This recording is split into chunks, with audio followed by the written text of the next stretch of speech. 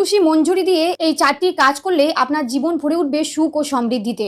1. শিবকে দুধে তুলসী মঞ্জরি নিবেদন করুন। ভগবান শিব ও পুত্র গণেশকে তুলসী পাতা নিবেদন করা নিষিদ্ধ, তবে শিবকে মঞ্জরি দিতে পারেন। তুলসী মঞ্জরি নিবেদন করলে পারিবারিক সুখ লাভ করবেন ভক্তরা। এছাড়া যদি কোনো ব্যক্তির জীবনে প্রেম না আসে বা বিবাহে বাধা আসে, তাহলে দুধে মঞ্জরি মিশিয়ে শিবকে অভিষেক করা উচিত।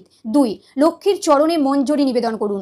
দেবী লক্ষ্মীর চরণে তুলসী মঞ্জরি নিবেদন করলে ঘরে সুখ ও সমৃদ্ধি বজায় থাকে। শুধু তাই নয়, জীবনে আসা বিভিন্ন সমস্যা থেকে মুক্তিও পাওয়া যায়। প্রতি শুক্রবারে লক্ষ্মীর চরণে তুলসী মঞ্জরি অর্পণ করতে পারলে খুব ভালো। 3. যে কোনো শুভ দিনে গঙ্গা জলে মঞ্জরি মিশিয়ে সপ্তাহে 2 দিন ঘরে ছিটিয়ে দিন।